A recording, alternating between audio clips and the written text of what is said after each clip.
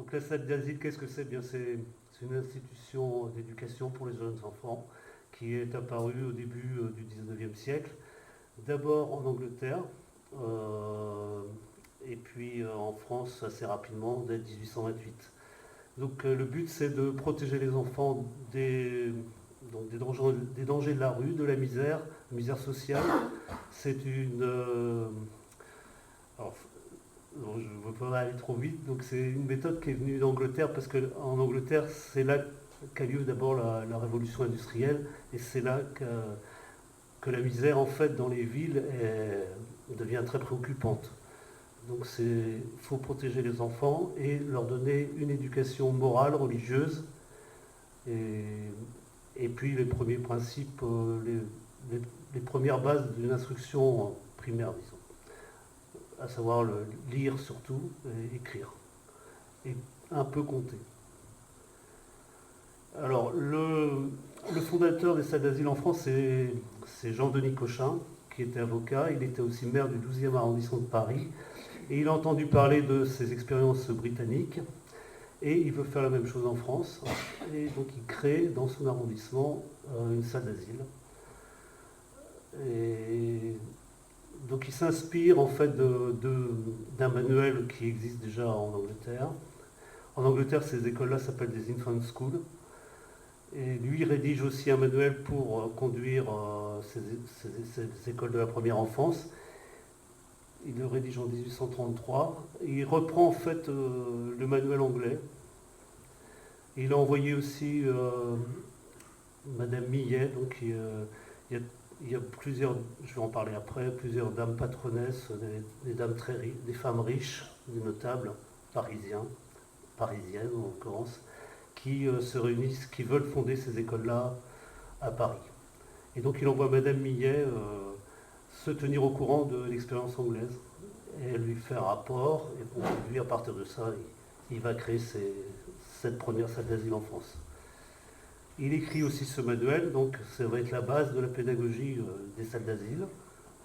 Et puis, donc, ce sera repris par le gouvernement pendant la monarchie de Juillet. En 1837, il y a une ordonnance royale qui va organiser sur toute la France ces salles d'asile, puisqu'on est très content de l'expérience parisienne, qu'il y en a eu plusieurs dans Paris qui se sont créées suite à l'expérience de Denis Cochin.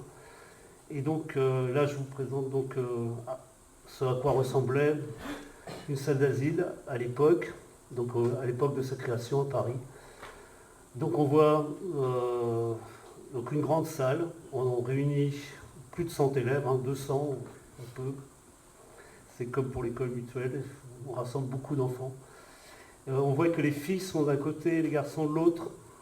Ça, c'est une caractéristique qui restera et qui sera même accentuée à Rennes, je vous expliquerai.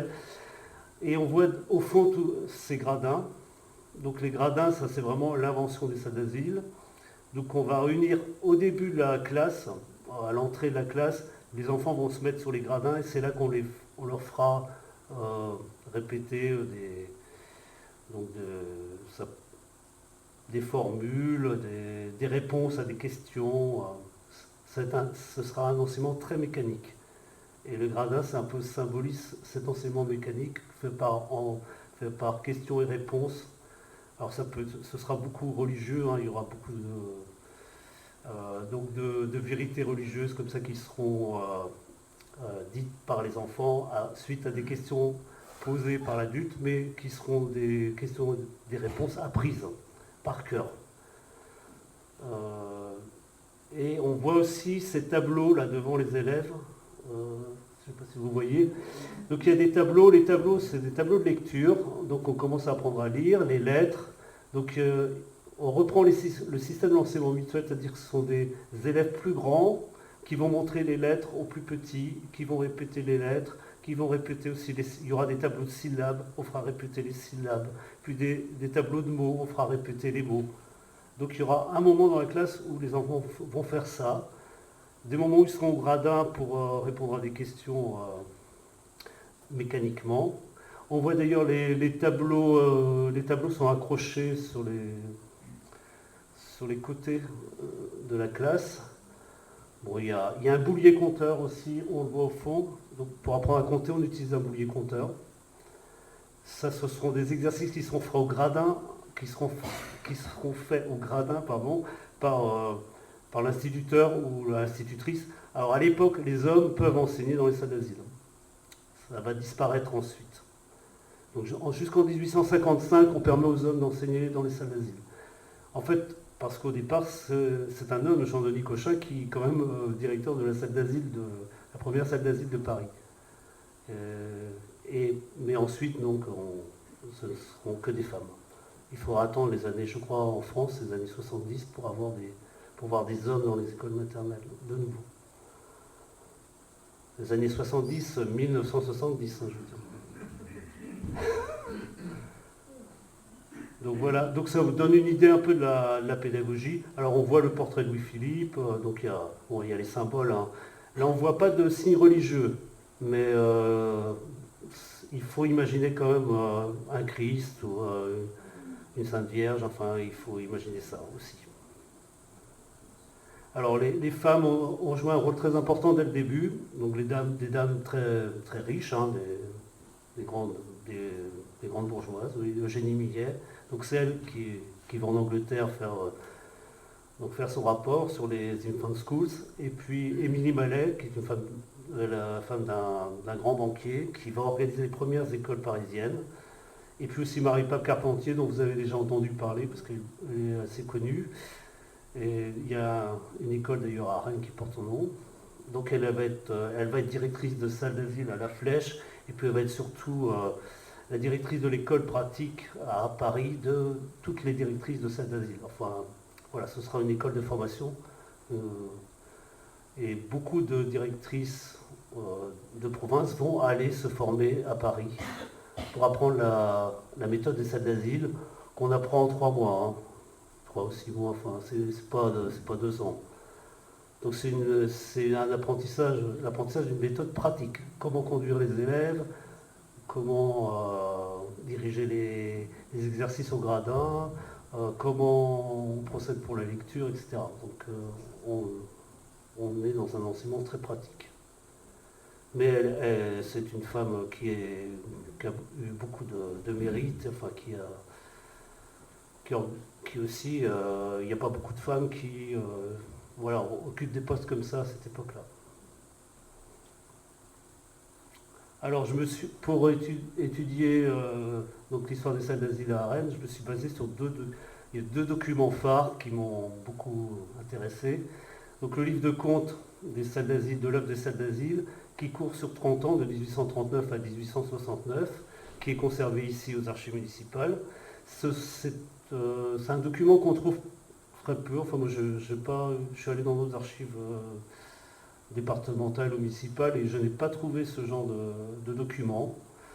Et au départ, c'est un document qui appartient à la Société de Saint-Vincent-de-Paul. Donc c'est le document de la société charitable qui a fondé les salles d'asile à Rennes. Et donc ce qui est intéressant, c'est qu'on voit recettes, dépenses un peu chaque année. Donc on voit à quoi sert l'argent, on voit le personnel, les locaux, on voit aussi l'évolution du financement. Et je reviendrai plus tard. Et puis le deuxième document, c'est le rapport d'inspection de Pauline Kergomar que j'ai trouvé un peu par hasard à Paris aux Archives nationales. Et alors il est d'autant plus important qu'on connaît, enfin on ne connaît pas les rapports de Pauline Kergomar à part 2 qui ont été imprimés. Et elle en a sûrement écrit un par an sur une 20 ou 30 ans, donc il y en a beaucoup mais qui ne sont pas connus. Et il s'agit de son premier rapport d'inspection. Alors Pauline Kergomar, à l'époque, c'est la inspectrice générale des salles d'asile, 1879. Elle a été nommée par Jules Ferry, c'est une républicaine, bon je vais en parler après. Elle a une conception très novatrice de l'éducation, de l'école maternelle, de ce qu'elle doit être, des salles d'asile à l'époque. Hein. Et donc son rapport est assez long, il fait 40 pages, à peu près une quarantaine de pages. Et il y a 2 pages sur Rennes. Et c'est intéressant parce qu'elle est très, très sévère avec les salles d'asile de Rennes. Et je vous lirai tout à l'heure les extraits de son rapport. Et on voit bien vraiment le choc pédagogique en fait, entre la conception des salles d'asile et la conception de l'école maternelle qui pourrait, enfin, ce qu'elle rêve comme école maternelle, elle, qui n'est sans doute pas la conception de toutes les autres inspectrices générales. Elles sont 8 à l'époque. Donc elle sort un peu du lot. Mais elle a vraiment joué un rôle important pour rénover justement la conception de ces écoles-là. Alors, à gauche, on a le livre de contes. Donc, c'est pas très agréable à lire. Hein. Ça raconte pas beaucoup d'histoire, mais on se prend au jeu de regarder les chiffres, de comparer tout ça. Et puis à droite, c'est l'en-tête, la première page du rapport de Pauline Kergomar. Monsieur le ministre, voilà, écrit à la main, enfin à l'époque on ne l'écrit qu'à la main. Et donc sur comme un cahier d'écolier presque. Voilà. Et donc, alors le premier document, le document comptable, on voit d'abord que l'œuvre, elle est écrite par une société charitable, la société de Saint-Vincent de Paul, qui regroupe des notables, des catholiques, des jeunes, la plupart des jeunes notables, qui veulent faire une action charitable auprès des pauvres qui sont dans un, voilà, qui sont très nombreux dans la ville de Rennes. C'est à peu près un habitant sur 4, d'après Toulmouche, le docteur Toulmouche qui a fait une enquête à cette époque-là. Mais j'y reviendrai aussi. Et donc, alors ce qu'on voit dans le document comptable, c'est que au début, il y a des souscripteurs, donc beaucoup de notables, hein, c'est toujours pareil, c'est des gens riches qui vont donner de l'argent pour cette œuvre. Et au fur et à mesure, en fait, très vite, il n'y aura pas assez d'argent. Et puis, on demande à la ville, à la municipalité, de prendre en charge une partie de la dépense. Donc ce qu'elle fait, déjà 6 ans après la création, en 1845, la ville fournit déjà pour 44%, j'ai calculé, de la dépense. Donc, et en échange, on veut bien que le maire vienne dans le conseil d'administration. Et puis, donc après, voilà, je vais détailler un peu plus. Donc je reviens sur Toulmouche, le docteur Toulmouche, j'en ai parlé. Donc il a étudié il a écrit un livre en 1949 pour dresser un petit peu l'état de la population rennaise. Et alors il y a des éléments très très intéressants par rapport à la pauvreté justement. Donc on a 40 000 habitants à Rennes à l'époque, 10 000 pauvres. Donc lui s'est basé sur les registres des paroisses où on inscrit tous les noms des indigents. Donc il n'a pas évalué son chiffre au hasard. Donc il y avait 10 000 indigents, donc c'est des gens qui ont besoin des secours de la charité publique pour survivre. Il y a beaucoup de mendicité, des enfants qui mendient justement. Et aussi il y a quelque chose qui est important, c'est la mortalité infantile. Donc il a fait une étude sur tous les décès entre 1831 et 1835, c'est un petit peu avant l'écriture de son livre. Et sur 8148 personnes décédées, on peut compter, alors si on compte pas les morts-nés, mais c'est déjà 7,3% des décès, c'est énorme. Et si on compte les enfants de moins de 5 ans, ça fait 27%, c'est plus d'un décès sur 4, c'est un enfant de 1 à 5 ans qui meurt, quoi. C'est énorme. Donc pour l'établissement des salles d'asile, dans ce cadre-là, voilà, on comprend que c'est quand même un refuge contre la misère. Pour les notables, ils cherchent des solutions à cette misère parce que c'est c'est partout, quoi. C'est partout dans la ville. Et ils cherchent des solutions. Et donc la salle d'asile est une solution pour soulager la misère. Il n'y aura que des pauvres dans les salles d'asile. Il n'y a pas de riches. C'est vraiment une institution charitable. Alors, je reviens en arrière parce qu'avant la société charitable, la ville voulait créer une salle d'asile à Rennes. Depuis 1834. Donc c'est la politique du gouvernement de Juillet depuis 1830. Les notables qui dirigeaient la ville, mais au niveau du gouvernement, on veut développer les écoles primaires et on veut développer les salles d'asile.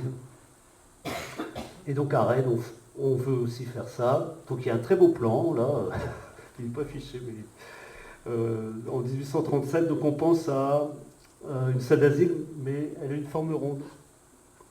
C'est le rond qu'on voit au milieu, là. Et puis une école mutuelle à côté.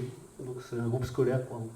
Et je pense qu'il est situé rue de Saint-Malo aussi. Enfin bon, là je m'avance un peu parce qu'il n'y a pas tellement d'indices pour dire que c'est là. Donc c'est Billardet, c'est celui qui a construit l'opéra, qui fait ce plan. Bon, qui n'est pas retenu parce que justement la salle d'asile a une forme ronde. C'est pas du tout vous avez vu le plan de Cochin, c'est pas du tout la norme, quoi. Et donc il refait, ça c'est un autre plan de Billardet, un an plus tard, très beau aussi, alors on voit comme une coupole, la salle d'asile, belle entrée, et puis donc, toujours donc, cette forme ronde, et bon il s'entête, mais donc ça plaît pas, et le projet sera refusé. Dommage. Et bon. Mais bon, il y a aussi beaucoup de problèmes financiers qui font que la ville ne s'engage pas plus loin. Donc la mairie en fait abandonne ce projet qui sera repris par donc, la société charitable et par je dirais le milieu catholique, l'évêque, les prêtres de Rennes. Parce que j'ai parlé des souscripteurs, mais les prêtres de Rennes vont s'engager dans des collectes dans toutes les églises et ça va financer une bonne partie des premières années de fonctionnement. Mais les collectes sont comme les souscriptions, ça va aussi baisser au cours des années. Et il y a un prêtre, alors je reviens pas. Donc ça c'est l'entête du document qui présente la fondation. Donc voilà, alors parmi les ecclésiastiques, on a l'abbé Géanin qui est à gauche là, c'est le curé de Saint-Aubin, donc c'est le curé aujourd'hui c'est la place Sainte-Anne, là c'est toujours l'église Saint-Aubin d'ailleurs, mais à cette époque-là c'est pas cette église-là, hein, c'est une église plus petite qui est au niveau du manège, hein, située au niveau du manège, voilà. Et donc l'abbé Géanin c'est un prêtre très, très actif. Et donc lui, il adhère complètement au projet de la salle d'asile. Il va travailler avec la Société des Enfants de Paul. Et donc c'est lui qui va faire construire la première salle d'asile alors la première salle d'asile de Rennes, elle est construite dans la rue de Saint-Malo, mais c'est un bâtiment qui est loué. Mais il se trouve très vite, le bâtiment ne convient pas. Il y a insalubre, les enfants sont trop serrés, et donc la société cherche à créer un bâtiment vraiment adapté, quoi. Et c'est l'abbé Géanin qui va donc réunir les fonds pour faire construire cette école qui existe toujours, qui est l'école de la rue de Saint-Malo. Le directeur est là. Donc cette école est toujours pratiquement dans la structure de départ, quoi. Bon, à part les ailes là, qui ont été transformées, mais le bâtiment du fond, je montrerai tout à l'heure, il est comme il a été prévu en 1843. Alors, c'est un arrangement en fait entre la société charitable et la ville. C'est-à-dire que la ville cède un terrain qu'elle avait prévu pour construire une salle d'asile, mais bon, ça ne s'est pas fait. Et donc elle cède son terrain Et donc la BGNA peut construire son école sur ce terrain-là. Mais la ville conserve la propriété du terrain. C'est pour ça que l'école est toujours là et qu'elle est municipale depuis longtemps. Et aussi parce que la ville exige que l'école que l'école construite par GNA elle soit à destination des jeunes enfants. Donc ça, c'est les conditions de départ. Et à droite, donc c'est l'évêque de Rennes, Brosset-Saint-Marc, Monseigneur Brosset-Saint-Marc, qui lui vraiment veut redorer le blason de l'Église catholique, qui a une grande influence. Hein, et donc lui va se mettre président de l'œuvre des salles d'asile. Il va se positionner comme président de l'œuvre des salles d'asile. Il veut un peu, il se méfie quand même de la société. Alors je ne vais pas rentrer dans les détails parce qu'il y a des guerres de pouvoir. Il se méfie de la société de Saint-Vincent-de-Paul, qui ce sont des laïcs, hein, mais ils ont une vision très légitimiste, hein, très à droite, on dirait aujourd'hui. Et lui, il veut composer avec la ville, avec les autorités académiques. Donc c'est pas quelqu'un qui veut se mettre à dos les autorités locales. Donc lui, il va se mettre à la tête de l'œuvre des salles d'asile. Et il va vouloir en diriger les vues, mais disons, bon, on voit que c'est juste au départ. Après, en fait, la ville va très vite prendre la main sur ces salles d'asile, à cause du financement. Et il y a aussi donc l'autre. Alors, ce qui va sauver aussi l'œuvre des salles d'asile, la ville, hein, qui vient au secours, mais il y a aussi les dames patronesses, donc, qui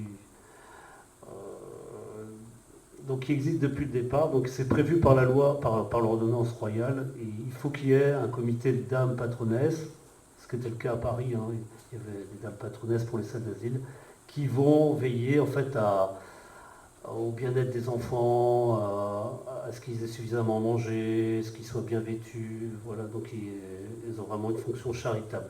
Et elles seront assez nombreuses à Rennes, entre 40, 60, 110 dames patronesses qui vont régulièrement s'occuper des salles d'asile, qui vont visiter et qui vont organiser des loteries, qui vont distribuer des vêtements, du pain. Et donc elles ont un système de collecte d'argent aussi. Et j'ai calculé qu'elles apportaient 20% du budget. Donc 44% par la ville, 20% par les dames patronesses. Donc ça fait que les souscriptions et les quêtes dans les églises, en fait, c'est devenu minoritaire. Et donc après, c'est les dames patronesses qui vont avoir un peu de leadership avec la ville. Et on voit bien dans le registre, en fait, que voilà, c'est ça qui se passe sur les 30 années. Alors, j'ai parlé de pain, là. Donc, ce qui est intéressant, c'est que donc, il y a des soupes, c'est les premières cantines, en fait. Hein, des soupes qui vont commencer alors, au départ, c'est pas des soupes. Au départ, en fait, les enfants doivent apporter leur panier avec ce qu'il faut pour manger. Donc l'institutrice, voilà, ce sont des religieuses à l'époque, donc vérifie le panier chaque matin, et si le panier n'est pas garni, l'enfant est envoyé chez lui. Donc ça c'est dans le règlement de départ. Et puis petit à petit, en fait, les besoins sont tellement importants, et il y a des enfants qui viennent sans doute sans rien du tout. Et donc les dames patronesses vont organiser des distributions de pain dans les salles d'asile. Et ça va être généralisé en fait au cours du XIXe siècle. En 1882, au moment de la laïcisation, il y a déjà des soupes régulières dans toutes les salles d'asile. Donc des soupes pour tous les enfants. Donc ça veut dire qu'il y avait vraiment ce besoin de nourrir les enfants. Et peut-être qu'au départ, je pense que au départ, dans le règlement, on n'avait pas mesurer en fait l'ampleur de la misère sociale. Et les salles d'asile vont avoir beaucoup de succès. Elles seront remplies dès le départ, à ras bord, on peut dire. Je vous parlerai des effectifs tout à l'heure. Parce que les familles en avaient besoin pour nourrir leurs enfants et aussi pour les vêtir, parce que les dames patronesses apportaient des vêtements, qu'elles cousaient elles-mêmes aussi. Donc elles faisaient ce travail de couture. Et donc ça c'était essentiel et je pense que les salles d'asile ont eu succès à cause de cet aspect charitable. Plus que pour l'instruction en fait. Bon. Alors voilà, ça c'est le cadastre de 1843.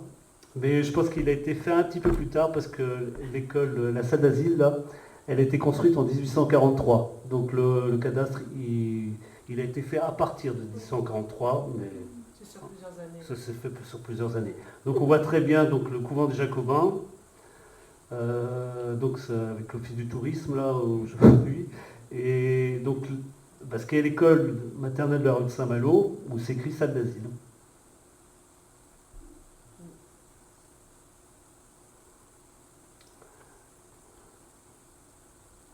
Alors voilà l'école maternelle de la rue de Saint-Malo. Elle est belle, hein. Et donc ce bâtiment du fond, là, c'est ce bâtiment d'origine. Alors ce qui a changé, c'est les ailes. En fait, il y avait deux préaux au départ, qu'on voit sur le plan.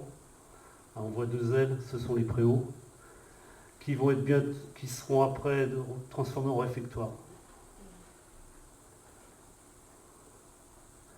Alors voilà, ça c'est le plan de 1883. Alors, on voit les gradins, on voit bien les gradins. Donc il y a deux salles, il y a deux classes, une pour les garçons, une pour les filles. Alors c'est pire que, enfin c'est pire, c'est un jugement. Hein. Dans la salle d'asile de Denis Cochin, ils étaient quand même dans la même salle, les garçons et les filles, mais là ils sont dans deux salles séparées. Et ils ont deux cours séparés. Il y a un mur entre les deux cours. Ils ont des toilettes séparées, réfectoires séparés. En fait, c'est deux écoles dans une école. Ce sera critiqué par les inspectrices générales. Et Pauline Kergomar, elle se bat pour la mixité. Mais la vraie mixité, c'est-à-dire qu'on ne met pas les garçons d'un côté, les filles de l'autre. On mélange tout le monde. Elle dit que c'est une source d'enrichissement pour les enfants. Mais ça, c'est nouveau à l'époque. Les gens ne pensent pas comme ça. Alors ça, c'est la deuxième salle d'asile. Alors ça, c'est la salle d'asile de la rue Saint-Malo. Ça, c'est la première, en fait, qui a été créée. La deuxième, quelques mois après. Hein. Donc dans le quartier, dans la basse ville, au sud de la Vilaine, là où il y a la rue Poulain du Parc, si les Rennais connaissent, la rue Poulain du Parc. Donc la deuxième, en fait, c'est une ancienne tannerie qu'on a louée, que la société charitable a louée. C'est une ancienne tannerie qui est assez grande pour accueillir 300 enfants, on va dire. Et donc ce bâtiment n'existe plus. Tout le quartier là, a été complètement transformé sous le Second Empire. Gros problème de ce lieu, c'est que il est fragile, le bâtiment est fragile, il menace de s'écrouler. Et en 1860, on décide d'évacuer les enfants. On a peur pour leur sécurité. Et aussi le quartier est très malsain, il y a des amidonneries, des tanneries, il y a des ruisseaux, deux ruisseaux qui étaient des anciens bras de la Vilaine où tout le monde met ses ordures. Voilà, donc ça sent très mauvais et c'est très insalubre.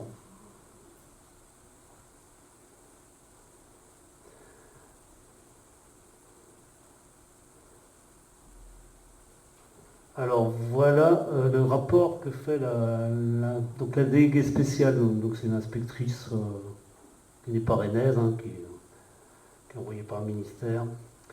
Donc elle dit ça. Alors j'ai pris une photo, c'est pas la salle d'asile, hein. C'est une tannerie, mais ça, voilà à quoi ça ressemble, ça pouvait ressembler le bâtiment, quoi. Les enfants étaient au nombre de 116. Ordinairement, ils montent jusqu'à 140. Alors on doit bien souffrir car les classes sont basses d'étage et l'air ne s'y renouvelle pas parfaitement. Avec 116, nous étouffions. Beaucoup d'enfants dormaient, ceux qui soutenaient plus vigoureusement le point de chaleur ont bien répondu et assez bien chanté. Bon, on voit, on imagine l'état un petit peu. Donc les bas de plafond, 140. Bon là, elle en a vu que 116, mais s'il y a bon, 140 élèves dans une même salle. Alors, cette salle-là, a donc été fermée en 1860, 1861, je n'ai pas réussi à déterminer exactement quand, a été transférée dans l'hôpital Saint-Yves, l'ancien hôpital Saint-Yves, de l'autre côté de la Vilaine, pendant 3 ans, 4 ans, 4 ans.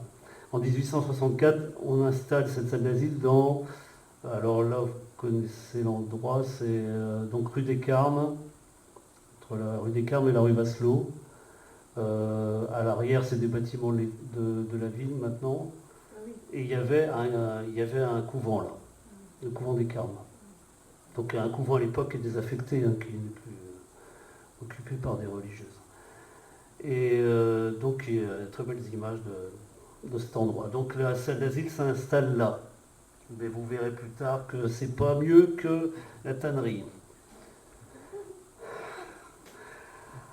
Alors voilà, alors j'ai pas parlé du personnel, donc dans le registre des comptes, on voit que ce sont des religieuses qui s'occupent des enfants. Il y en a 4, il y en a 2 par salle d'asile. Donc une pour les garçons, une pour les filles, voilà à chaque fois, donc ça fait 2 fois 2, 4. Et donc ça c'est une représentation d'une sœur de Ruillé, Providence de Ruillé, donc, dont le siège est au Mans dans la Sarthe, actuellement, mais c'est à Ruillé-sur-Loire, c'est dans la Sarthe. Donc un ordre religieux qui a été fondé en 1806. Ce qui explique que c'est cet ordre-là qui s'occupe des salles d'asile, c'est qu'il s'occupe déjà d'une école de filles dans le quartier de la rue de Saint-Malo, là où se trouve l'Hôtel-Dieu, dans le bas de la rue, dans le croisement de la rue Le Graveran et la rue de Saint-Malo. Au niveau de l'Hôtel-Dieu, là, il y avait une école de filles. L'école de filles des sœurs de la Providence de Ruillé. Donc elles étaient là, installées là depuis 1821 et elles ont, en fait naturellement, la société charitable fait appel à elles puisqu'elles s'occupent déjà de l'enseignement des filles. Et elles ont déjà à cette époque-là l'habitude d'instruire dans des salles d'asile. Bon, on voit que tout le monde est bien sage là, c'est une école de filles. Ils sont avec leur petit livre de lecture. Bon, c'est pas une salle d'asile, hein, parce que. Alors, même si dans les salles d'asile, on mettait des livres comme ça dans la main d'enfants de 2 à 6 ans, bon, c'était pas organisé quand même de cette manière-là. Alors, la troisième salle d'asile, c'est une salle d'asile moderne, on va dire, à l'époque. Elle n'existe plus, c'est où se trouve l'école Louise Michel, vous voyez, dans le quartier du Colombier. Et donc la salle d'asile, c'est la partie qui est à droite, hein, là où il y a des arbres. Au milieu, c'est une école de filles, une école primaire de filles. Et à gauche, c'est une école primaire supérieure de jeunes filles. Alors cette salle est ouverte en 1878, donc là on est déjà c'est sous la Troisième République, hein, et le maire c'est Martin, comment il s'appelle, le prénom je ne me rappelle plus, Pierre Martin, voilà, Pierre Martin. Et donc là il y a beaucoup de républicains, c'est convaincus, laïcs, donc ils décident de confier cette salle d'asile à des laïcs.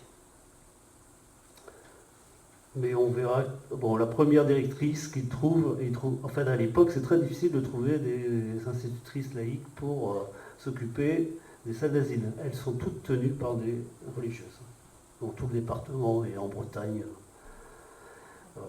Mais c'est le cas pour les écoles de filles aussi.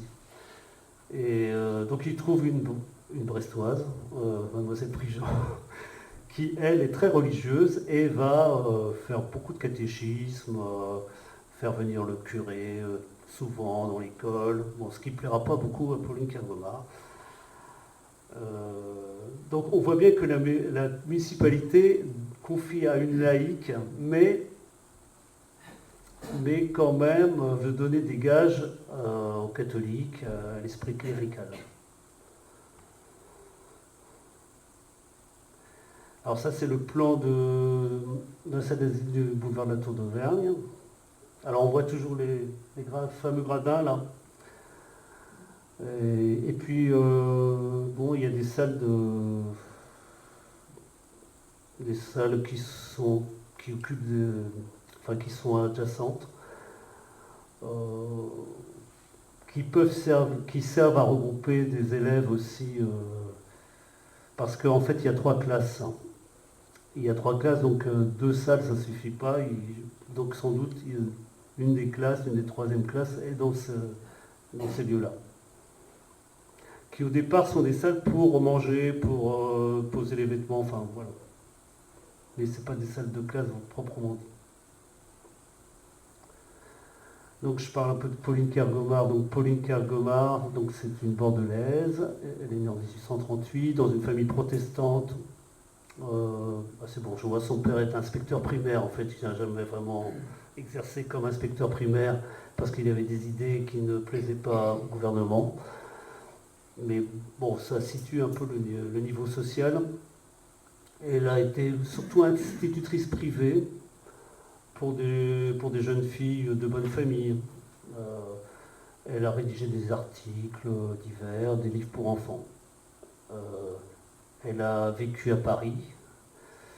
Elle a été beaucoup influencée par une de ses sœurs et par son beau-frère qui était un républicain convaincu. En fait, elle baigne à Paris dans un milieu de républicains laïcs. Et donc elle a des idées très avancées pour l'époque. Et donc elle fait partie de toute cette génération. Donc on peut citer Ferdinand Buisson, qui est son ami. Qui ont créé Paul Père, je ne sais pas son nom, mais bon, tous ces républicains laïcs qui ont créé l'école publique française, qui ont laïcisé l'école en 1882. Donc c'est Ferdinand Buisson qui lui met le pied à l'étrier, qui lui dit qui l'encourage à passer le concours d'inspectrice des salles d'asile.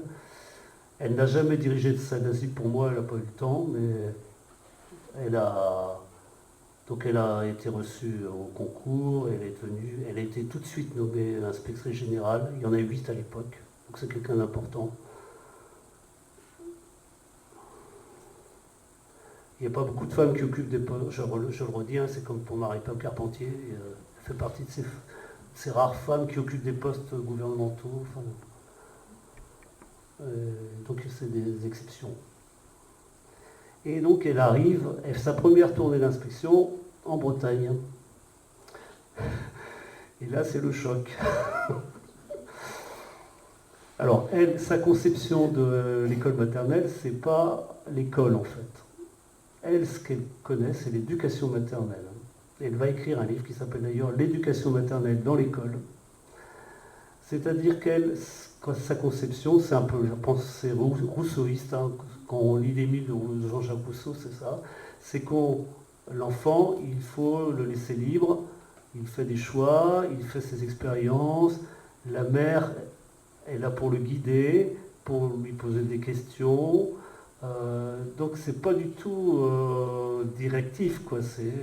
On laisse beaucoup de liberté à l'enfant. Il faut qu'il fasse ses expériences, il doit être autonome dans son apprentissage. Et donc elle ne veut pas l'école maternelle en fait. Elle dit c'est bon pour les pauvres. Enfin, c'est une vision de classe un peu. Ouais. Elle dit c'est bon pour les pauvres parce qu'ils ne peuvent pas faire autrement et puis les mères ne sont pas capables. Moi je le dis brutalement, hein, mais c'est un peu ça. Quand on lit ces articles, quand on lit... j'ai pas tout lu, hein, mais voilà. Et elle, son modèle, c'est la femme bourgeoise qui éduque ses enfants dans cet esprit-là. Parce qu'à l'époque, il n'y a que les femmes qui sont aisées qui peuvent le faire. Il faut quand même se mettre ça dans la tête. Et donc, elle va proposer quand même qu'on suive ces préceptes-là à l'école maternelle.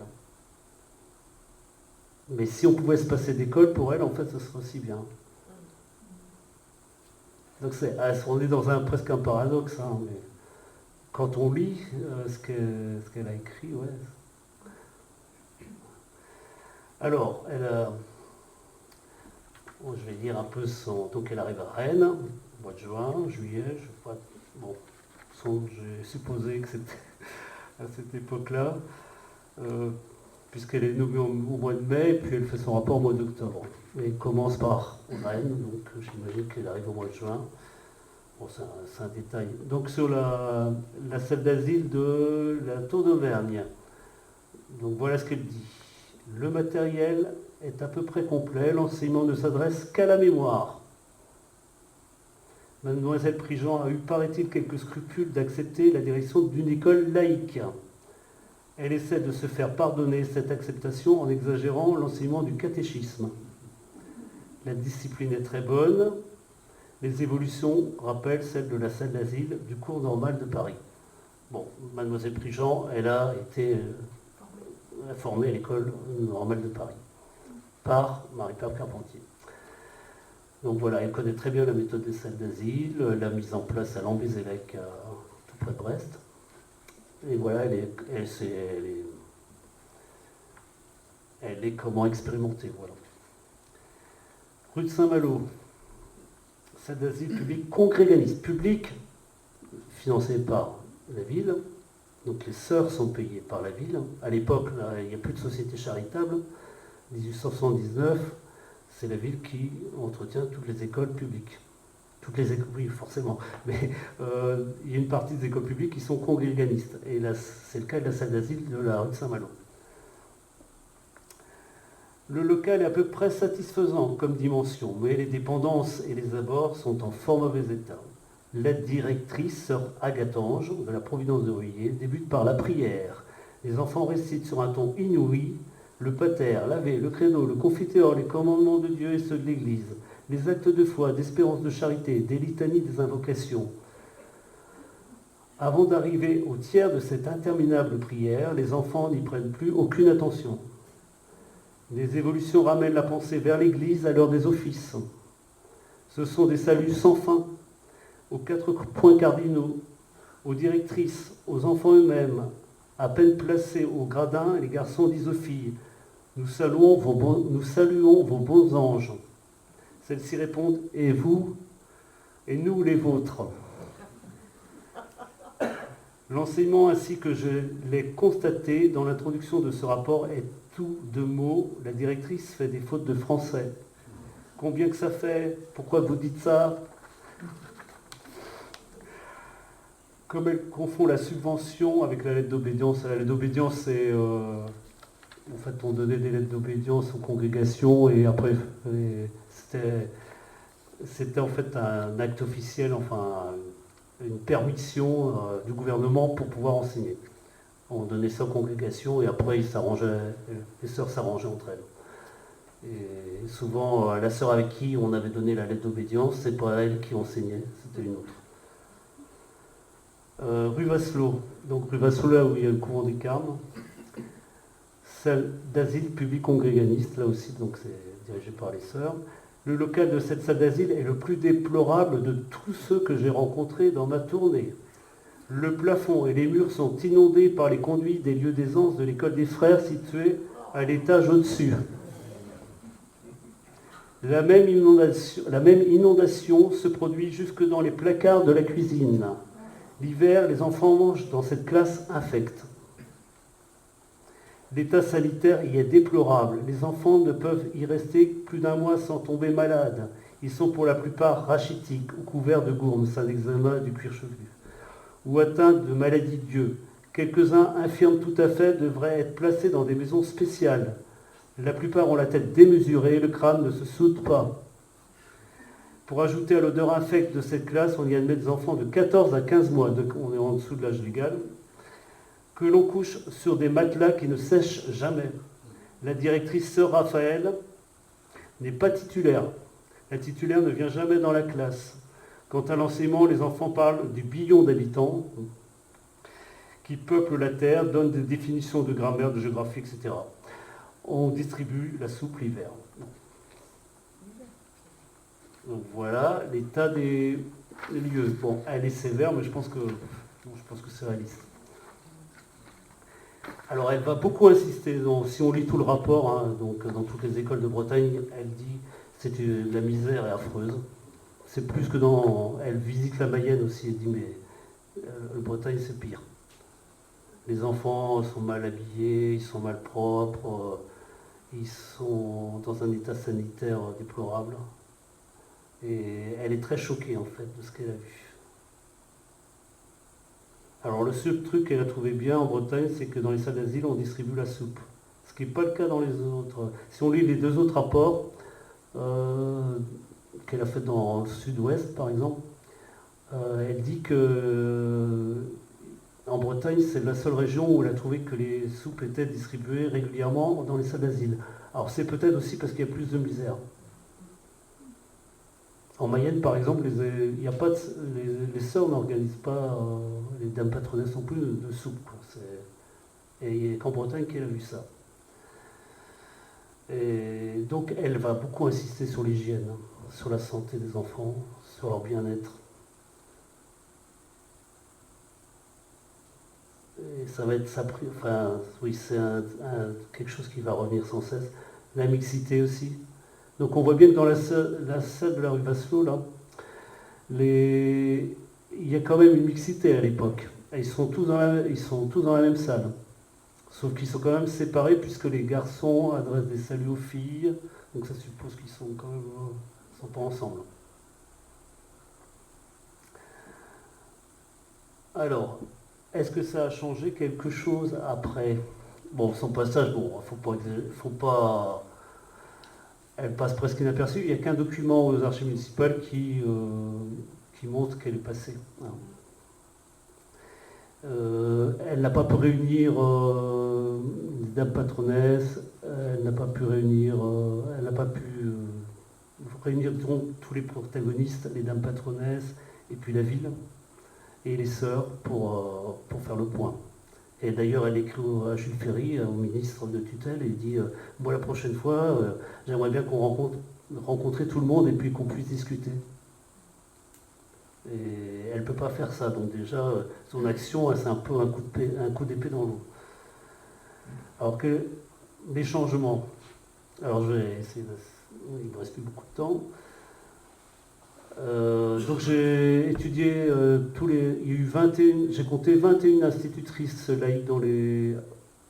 Ah oui, parce que bon, ça va être laïcisé. 21 institutrices laïques après 1883 jusqu'en 1914. Donc j'ai épluché tout leur dossier personnel. Et donc on voit que la pédagogie n'a pas changé. La maîtresse, en fait, elles font à peu près, je passe, bon, vous jugerez. La maîtresse, donc bon, je cite quelques commentaires de l'inspecteur, parce qu'à l'époque, ce sont les inspecteurs primaires qui inspectent les institutrices d'école maternelle. Entre-temps, en 1881, le 2 août 1881, c'est donc un décret qui crée les écoles maternelles et qui annonce des nouveaux programmes qui sont inspirés par Pauline Kergomar. Donc ça, c'est le texte fondamental qui crée l'école maternelle en France. 2 août 1881. Alors, en 1891, donc là, c'est l'école... Alors, c'est l'école... Ah oui, c'est l'école de la rue Saint-Hélier. Donc c'est l'école des Faux-Ponts, qui est désaffectée aujourd'hui.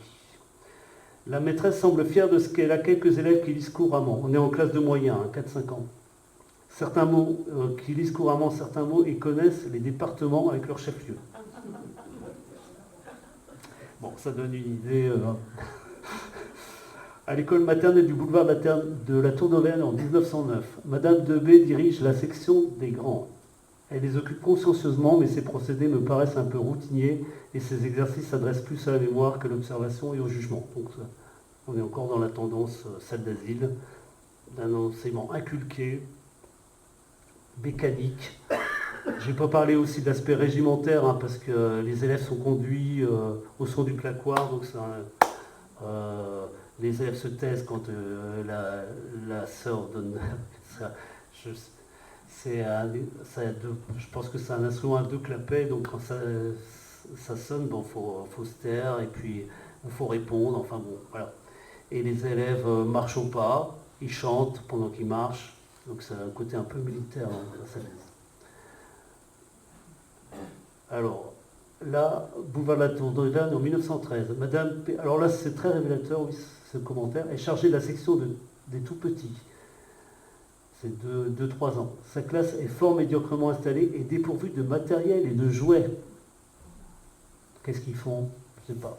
Ils chantent et récitent des... Voilà. Non, on imagine la difficulté aussi pour les institutrices. Rue de Saint-Malo, dans la classe des grands, 97. Au moment de mon entrée, à 2h30, Madame M assise à l'estrade, faisait un travail de tricot et ne suivait pas son emploi du temps. Mais en fait, l'inspecteur, il allait plusieurs fois dans cette école-là et il faisait souvent du tricot, les institutrices, et il le note à chaque fois.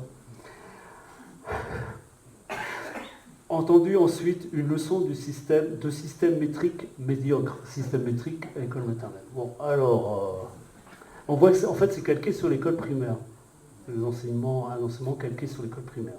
Donc ça c'est l'école des Faux-Ponts, donc pour montrer que la mairie, alors il y a un côté positif, la mairie construit de nouvelles écoles. Donc on a vu la Tour d'Auvergne, là c'est l'école qu'on appelle l'école des Faux-Ponts aujourd'hui, qui n'est plus une école depuis quelques années. Et à l'époque, c'est l'école maternelle de la rue Saint-Hélier. En 1882, elle est ouverte. C'est l'école Pacu en 1913. Et donc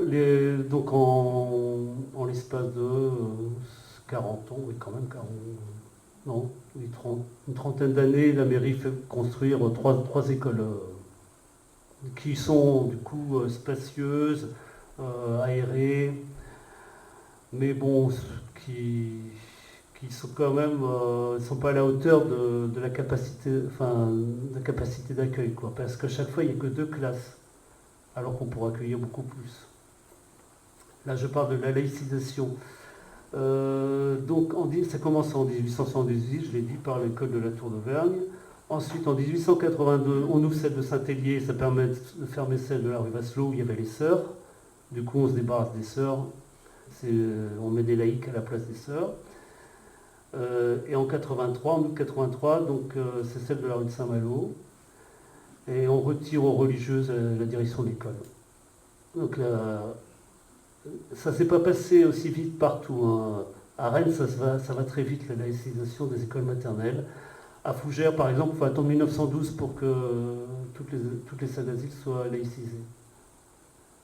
En fait, en 1886, il y a la loi Goblet qui interdit aux congréganistes d'enseigner dans les écoles primaires, les écoles maternelles. Donc, la loi Goblet oblige, alors pour les écoles de garçons, ils ont 5 ans, en fait, les congréganistes, pour s'en aller des écoles publiques. Mais pour les femmes, on dit il n'y a pas de date. Donc celles qui sont en place, elles peuvent rester jusqu'à leur retraite. Et donc ça vaut pour les écoles maternelles. Donc c'est pour ça que la laïcisation, en fait, elle va être accélérée par les lois Combes à partir de 1902 jusqu'en 1904. On va carrément chasser les congréganistes de toutes les écoles, y compris privées. Et du coup, on va régler le problème comme ça. Mais donc il y avait urgence pour donc remplacer les congréganistes, mais ça va prendre beaucoup de temps. Et à Rennes, parce que la municipalité est très engagée dans la laïcité, ça va aller assez vite. Et ça sera pareil pour les écoles de filles. Alors, là, c'est un tableau qui résume ce que c'est la préscolarisation à Rennes. En fait, c'est bien plus compliqué que ce qu'on pense. Alors, les salles d'asile, en fait, qui sont devenues écoles maternelles, c'est qu'une petite partie de la préscolarisation. Donc, c'est 549 élèves dans donc les 3 salles d'asile que je vous ai présentées, qui sont devenues écoles maternelles. C'est que 33%, c'est que le tiers des enfants qui sont scolarisés, les enfants de 2 à 6 ans qui sont scolarisés dans ces écoles-là. Il y a une grande partie, presque autant, qui sont dans les classes enfantines, qui sont dans des écoles primaires en fait. Donc, dans toutes les écoles primaires, il y avait des classes pour des enfants plus jeunes, en général c'est des 5-6 ans. Et souvent les parents préfèrent envoyer les enfants là, parce que c'est déjà l'école primaire. Donc tout ce qui est en orange là, c'est des écoles maternelles, c'est tout ce qui est préscolarisation laïque, hein, public laïque, à Rennes. Et en rouge, c'est le privé. Donc comme ça a été laïcisé, les sœurs, elles vont continuer à enseigner, au moins jusqu'en 1904. Elles vont continuer à enseigner, mais dans des écoles privées. Et alors elles occupent en fait 14% des effectifs, c'est les écoles maternelles privées. Mais il y a aussi les classes enfantines privées. Et les classes enfantines privées, il y a de tout. Il peut y avoir, là je ne peux pas savoir ce qu'il y a derrière. Ça peut être aussi des classes enfantines rattachées à des écoles primaires confessionnelles, parce que ce n'est pas détaillé dans le document. Il n'y a que les adresses qui permettent de savoir à peu près ce que ça pourrait être. Et il y a aussi sans doute des vraies écoles privées, de sorte de garderie, améliorée quoi. Voilà. Donc ça fait 29% des scolarisables. C'est-à-dire que c'est une minorité en fait des enfants qui va dans les écoles maternelles à l'époque. Et je crois qu'il faut attendre, c'est après la Seconde Guerre mondiale vraiment que l'école maternelle va se développer en termes numériques. Là je ne peux pas être plus précis, je n'ai pas étudié assez. Alors, qu'est-ce qui a changé? L'hygiène, il y a des visites de médecins, il y a des nouveaux locaux plus sains, plus aérés. Les institutrices sont très préoccupées par ça. C'est écrit dans les rapports, la propreté est impeccable, les institutrices veillent à la propreté des enfants, tout ça. Donc ça, c'est des choses qui n'existaient pas avant, qui sont acquises. Alors, les visites médicales, il y a un rapport du médecin ici aux archives municipales je vous montrerai si j'ai le temps, mais qui est très détaillé. Hein. On voit toutes les maladies semaine par semaine. Donc il vient toutes les semaines et il détaille sur une année toutes les maladies que les enfants ont contractées, combien d'enfants ont contracté cette maladie, combien il y en a qui meurent aussi, il faut savoir ça. Là, sur son document qui couvre sur une année, on voit qu'il y a 4 enfants ou 5, je ne sais plus, qui sont morts. Donc ça reste quand même présent, la mortalité infantile, même si ce n'est pas comme dans ce qu'avait écrit le docteur Toulmouche. Mais bon, il y a un souci vraiment pour l'hygiène, vis-à-vis de la santé, l'hygiène des enfants. Alors du point de vue de la pédagogie, bon, j'ai vu que c'était pas encore ça. Malgré tout, il y a quand même le sectionnement, sectionnement par âge. Ça c'est nouveau, c'est dans le décret de 1881. Et donc le décret impose 2 sections. À Rennes, il y a 3, grand, moyen, petit. Donc ce qu'on retrouve aujourd'hui d'ailleurs. Les effectifs aussi qui ont beaucoup baissé. Ils étaient autour de 120 en 1879 par classe. On se retrouve avec une moyenne de 60 en 1906. Donc là aussi ça compte. Les gradins, les fameux gradins, on les a jusqu'en 1913. Sur les plans, il y a des plans de 1913, ils sont toujours là rue de Saint-Malo, ils sont toujours là au Fond-Pont, rue Saint-Hélier, et ils sont toujours là à la Tour d'Auvergne. Voilà. Et quand on construit Papu, l'école maternelle Papu, là, on n'en a plus. Donc c'est juste avant la Première Guerre mondiale. Alors la laïcisation, on voit que c'est effectif à Rennes.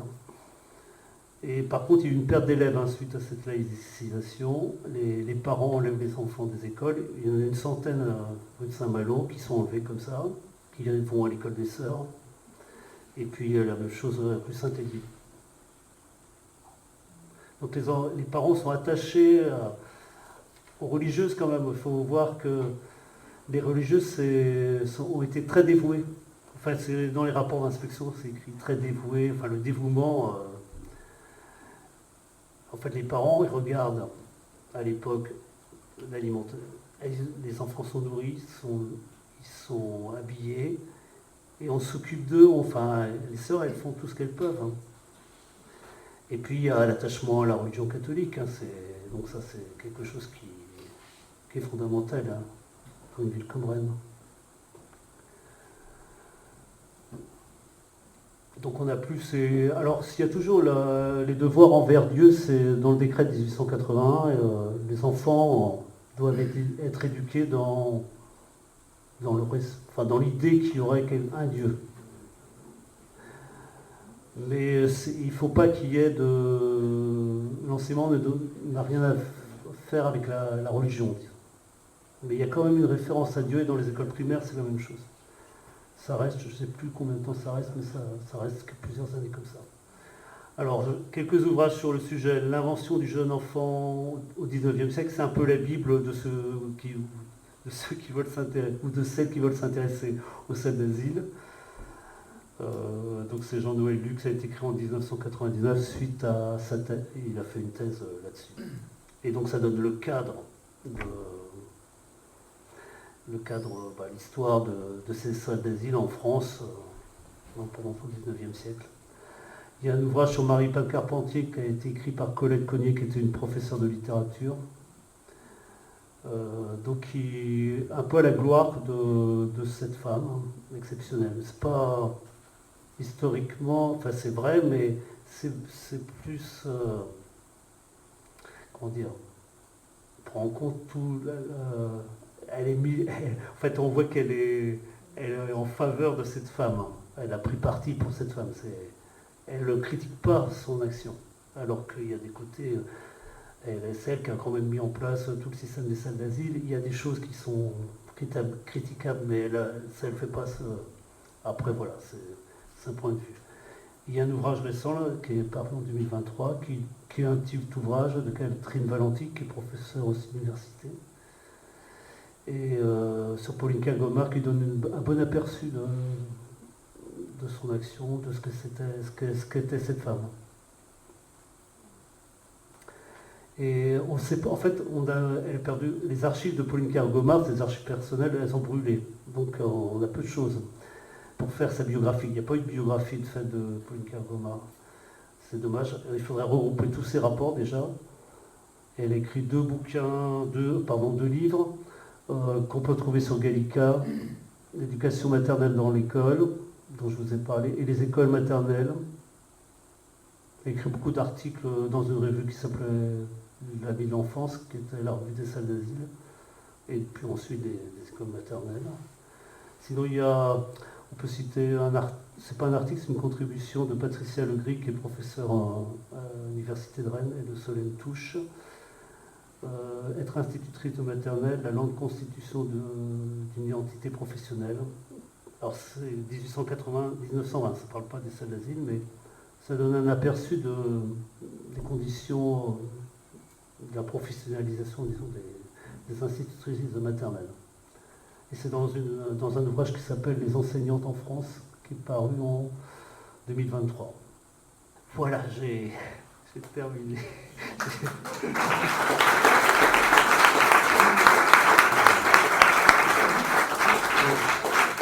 Merci pour votre attention.